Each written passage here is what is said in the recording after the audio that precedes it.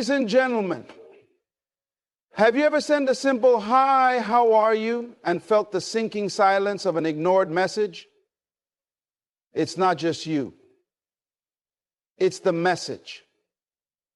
The way you initiate a conversation can set the tone for everything that follows. In a world where communication has become increasingly digital and impersonal, the importance of crafting a compelling first message cannot be overstated. Far too often, people fall into the trap of sending generic greetings like, "Hi, how are you?" or "Hey, what's up?" These messages, while polite, lack the power to grab someone's attention or make a lasting impression. In fact, they can come across as indifferent, routine, or even lazy.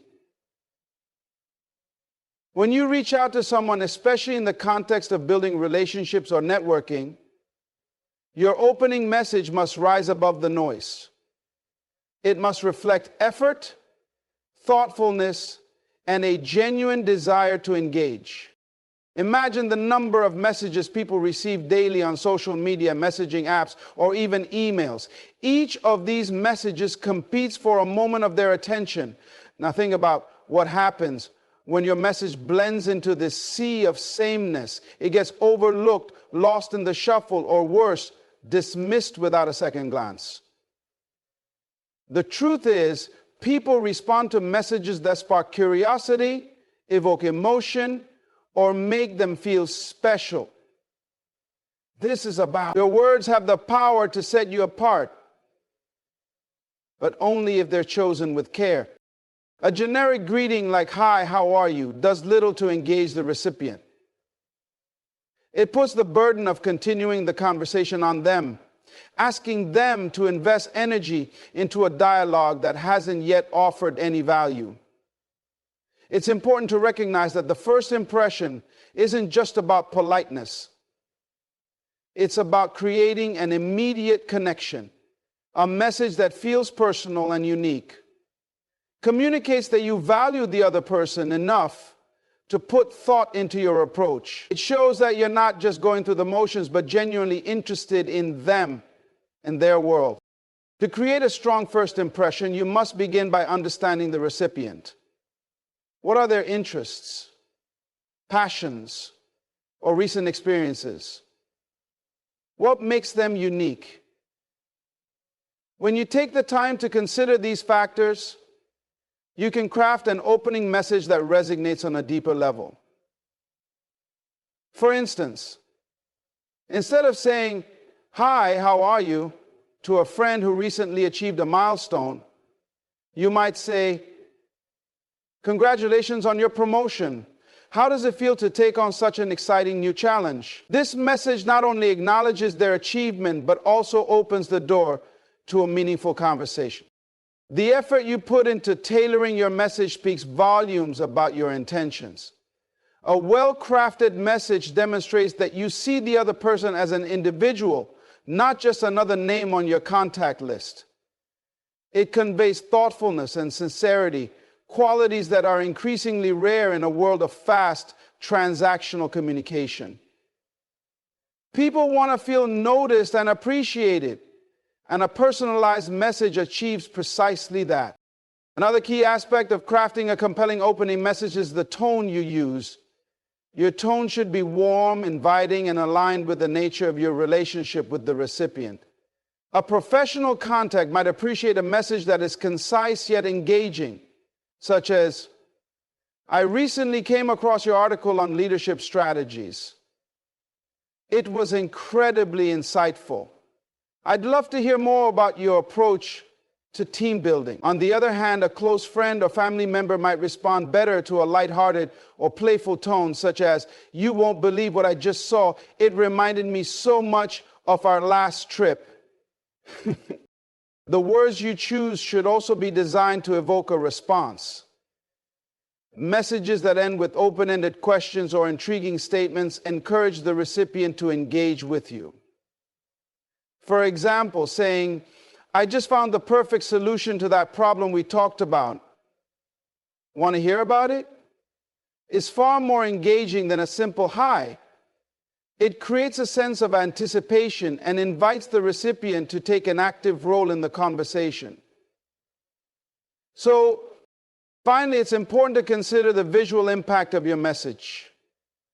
In text-based communication, your words are your only tool for creating an impression. Pay attention to the structure and flow of your message, avoiding unnecessary jargon or overly complex language. Use clear, concise sentences that convey your point effectively. If appropriate, consider adding a touch of humor or creativity to make your message stand out. Lastly, crafting a compelling first message requires more than just words. It requires an understanding of human nature. People are naturally drawn to messages that make them feel valued, curious, or excited. When you invest time and effort into your opening message, you're not just starting a conversation, you're laying the foundation for a deeper, more meaningful connection. Personalization is the cornerstone of meaningful communication. In a world where people are bombarded with generic messages and standardized responses, the ability to tailor your words to an individual can set you apart in profound ways. It's not just about saying the right thing. It's about saying it in a way that resonates deeply with the person you're speaking to. When someone feels that you've taken the time to truly see them, understand them, and connect with their experiences, they're far more likely to respond with enthusiasm and openness. One of the reasons personalization is so powerful is that it taps into our innate desire to feel special and valued. Everyone has a need to be recognized, to know that they matter in a world that often feels indifferent. When you craft a message that speaks directly to someone's interests, passions, or recent experiences, you're not just communicating, you're building a bridge of trust and rapport. For instance, consider reaching out to a colleague who recently shared their excitement about a new hobby. Instead of sending a bland message like, "Hey, what's new?" you might say, "I remember you mentioning your interest in photography. Did you get a chance to try out that new lens you were excited about?" This simple shift shows that you've been paying attention and genuinely care about their journey. Another aspect of personalization is understanding the context in which you're communicating. Different situations call for different approaches. And being able to adapt your message accordingly is a skill that can elevate your interactions. For example, if you're reaching out to a professional contact, referencing a shared experience, such as a conference or meeting, can make your message stand out. You might say, "I really enjoyed your presentation at last week's seminar. Your insights on team collaboration were particularly impactful." This not only demonstrates that you were present and engaged, but also opens the door for further discussion. In personal relationships, personalization takes on an even deeper significance. It's about showing that you value the other person enough to remember the little details that make them who they are. Perhaps your friend recently started a new job, and instead of a generic "how's work," you ask, "How's the new role going? Are you finding it as exciting as you hoped? Are you finding it as exciting as you hoped?" This approach invites a richer, more meaningful conversation and makes the other person feel seen and appreciated. The key to effective personalization lies in listening and observing.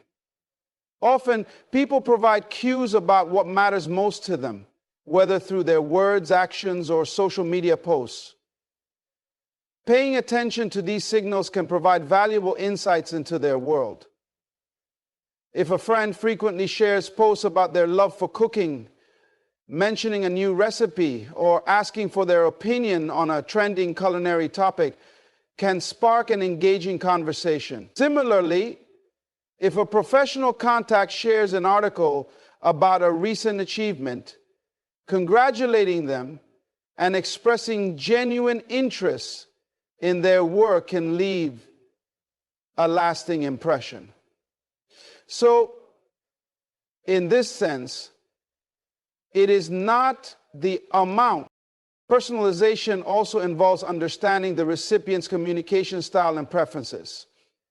Some people prefer concise messages that get straight to the point, while others enjoy more detailed, thoughtful exchanges.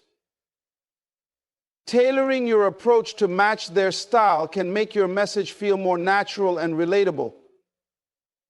For instance, if you know someone values humor, incorporating a lighthearted comment or playful banter can create an instant connection. On the other hand, if they appreciate depth, taking the time to craft a well-thought-out message that reflects their interests can demonstrate your sincerity and effort. It's also important to recognize that personalization doesn't require grand gestures or elaborate messages. Often, it's the small, thoughtful touches that have the greatest impact. A simple acknowledgement of something specific to the other person, whether it's their recent vacation, a new project they're working on, or even their favorite coffee order, can make all the difference. These details show that you've taken the time to consider who they are and what matters to them, which in turn fosters a sense of connection and mutual respect. The benefits of personalization extend far beyond the immediate interaction. When you consistently make an effort to personalize your communication, you build a reputation for being thoughtful, attentive, and authentic. People remember those who make them feel valued. And this positive impression can open doors to deeper relationships, opportunities, and collaborations. Moreover, personalized communication often leads to more engaging and fulfilling conversations, as the other person feels inspired to share more of themselves in return. The art of personalization is about more than just standing out. It's about creating a sense of intimacy and trust in a world that often feels impersonal and disconnected. By taking the time to craft messages that reflect the unique qualities of the person you're speaking to, you demonstrate not only your attention to detail, but also your genuine interest in building a meaningful connection. Understanding the psychology behind communication is a vital component of crafting impactful messages that resonate with others. People respond not only to the content of your words, but also to the emotions and intentions they perceive behind them. When you recognize and tap into the emotional needs and desires of the person you're communicating with, you create a space for connection and engagement that goes far beyond surface level exchanges. Exchanges is the power of communication lies not in saying what you want to say, but in understanding how the other person will receive it and shaping your message accordingly. At the heart of effective communication is the principle that people are drawn to messages that make them feel good about themselves. This isn't about flattery or manipulation. It's about genuinely affirming their sense of worth and importance. When someone feels valued, they are more likely to engage with you, open up, and invest in the interaction. For instance, consider how people react to compliments. A specific, thoughtful compliment like, "Your attention to detail in that project presentation was impressive. It really made a difference," is far more impactful than a generic "good job." The former acknowledges their unique contribution and affirms their abilities, creating a deeper sense of connection. Understanding emotional triggers is another critical aspect of communication psychology. People are more likely to respond to messages that evoke curiosity, excitement, or a sense of relevance. When crafting your message, think about what might spark the recipient's interest or inspire them to take action. For example, instead of saying, "Let's meet sometime," you might say, "I have a few ideas I'd love to run by you. When's a good time to connect?" This approach not only conveys purpose, but also creates anticipation, encouraging them to respond positively. Another element to consider is the impact of framing. The way you present your message can significantly influence how it is received. Positive framing, which focuses on opportunities and benefits rather than problems or criticisms, tends to be more engaging and uplifting. For example, rather than saying you need to work on your communication skills, you could frame it as, your ideas are great. Let's explore ways to make them even more impactful when you share them with others. Let's reschedule 3 times this week. Let's explore ways to make them even more impactful. You share them with others. This subtle shift in tone not only preserves the other person's sense of self-worth, but also fosters a collaborative and solution-oriented mindset. The timing and delivery of your message also play a crucial role in its effectiveness. People are more receptive to communication when they are in a positive or neutral emotional state. Sending a message at the right moment, such as when someone is relaxed or celebrating an achievement, can make a significant difference in how it is perceived. Conversely, approaching someone when they are stressed or preoccupied may result in your message being overlooked or dismissed. Paying attention to context and choosing the right moment to reach out demonstrates emotional intelligence and consideration for the other person's circumstances. Nonverbal cues, though absent in text-based communication, can be simulated through thoughtful language and formatting. The tone of your message, the choice of words, and even the structure of your sentences can convey warmth, enthusiasm, or sincerity. Knowledge, for instance, using exclamation points sparingly to express excitement, incorporating emojis to add a touch of personality, or breaking up long paragraphs into concise, digestible sections can enhance the reader's experience and make your message feel more engaging.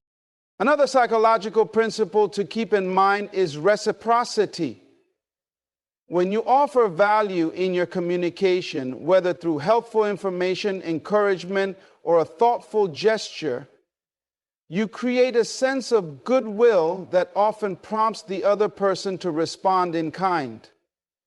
For instance, sharing a resource or idea that aligns with their interest shows that you're invested in their success and well-being. This not only strengthens the relationship, but also increases the likelihood of them reciprocating your efforts. It's also important to recognize the role of empathy in communication.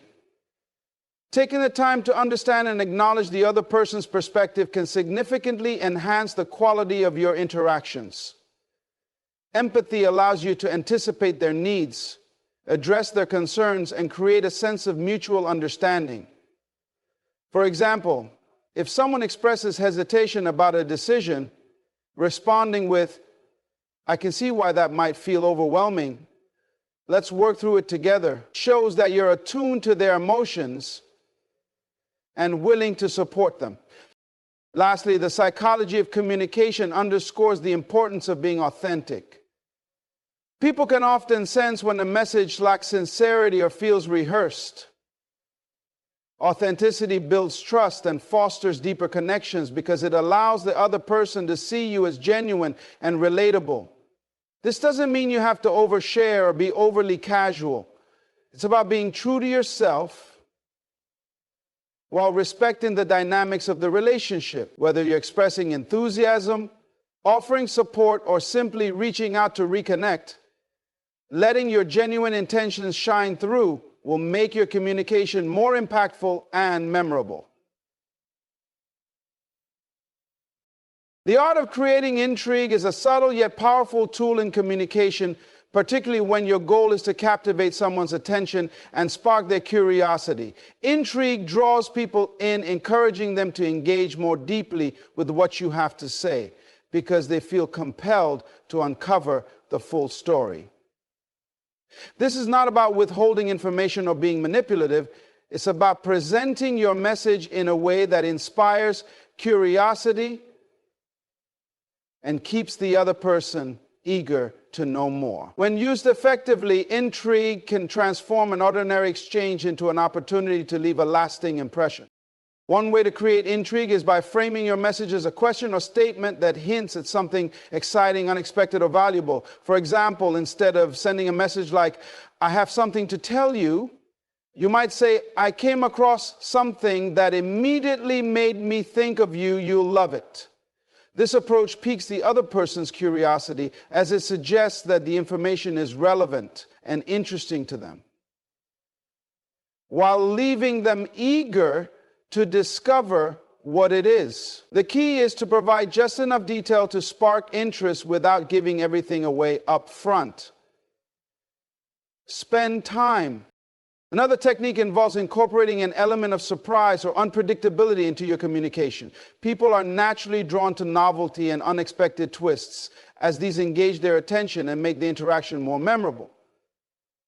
For instance, instead of starting a conversation with a standard greeting like, "Hi, how are you?" you could say, "You won't believe what just happened today. It's wild." Or, "Guess what I just found out about something we talked about last week." These openings create a sense of anticipation and encourage the other person to respond, eager to uncover the details. The use of storytelling is another powerful way to create intrigue. Humans are hardwired to connect with stories, particularly those that include an element of mystery or discovery. When you share a personal anecdote or a situation that unfolds in an engaging way, you invite the listener to join you on a journey. For example, you might start by saying, "I had the most interesting conversation earlier. It completely changed how I see things." And then gradually reveal the details as the conversation progresses. This not only keeps the other person engaged, but also allows them to feel involved in the unfolding narrative. Timing also plays a significant role in generating intrigue.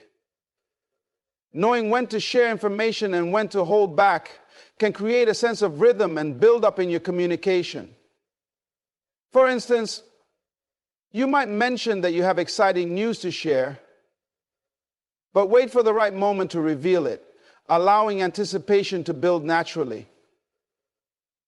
Similarly, breaking your message into smaller parts and sharing them over time can create a sense of ongoing engagement as the other person looks forward to the next installment. In written communication, the way you structure your words can enhance intrigue. Using open-ended statements or leaving room for interpretation encourages the reader to fill in the blanks and ask follow-up questions. For example, instead of saying, "I've been working on a new project," you could say, "I've been pouring my energy into something new. It's a little different from what I usually do, and I think you'd find it fascinating." This approach invites the other person to engage by asking, "What's the project about?" Or, "Why do you think I'd find it fascinating?" The tone of your message can also contribute to intrigue. A playful, enthusiastic, or slightly mysterious tone can make your words more engaging and memorable. For example, instead of saying, "I wanted to tell you about a book I read," you could say, "I just finished a book that completely changed the way I think. It's like it was written for us to discuss." The shift in tone adds an element of excitement and personal connection, making the other person more eager to hear what you have to say. Another aspect of creating intrigue is leveraging shared experiences, inside jokes, or mutual interest. When you reference something that only the two of you understand or have in common, it creates a sense of exclusivity and connection. For instance, you might say, "Remember that conversation we had about specific topic? Something just happened that ties directly to it. I can't wait to tell you about it." This not only sparks curiosity, but also reinforces the bond you share. It's important to note that creating intrigue is not about using language that reflects shared experiences or values can also enhance emotional resonance. People are naturally drawn to messages that align with their own beliefs or aspirations because it reinforces their sense of identity. For example, instead of saying, "This project is important," you might say, "This project has the potential to create a real, lasting impact. Something I know you care deeply about." By aligning your words with what they value, you make your message feel personal and relevant, increasing its emotional weight. Storytelling is another powerful tool for creating emotional resonance. Stories allow you to convey complex ideas or emotions in a way that is relatable and memorable. When you share a story, you invite the listener to step into your perspective and experience the narrative alongside you. For example, if you want to inspire someone to take action, you might share a personal anecdote about a time when you faced a similar challenge and overcame it. For example, don't ever say, "This not only illustrates your point, but also fosters a sense of connection by showing vulnerability and authenticity." The choice of words and tone can significantly influence how emotionally resonant your message feels. Warm, inclusive, and encouraging language tends to evoke positive emotions and create a sense of belonging.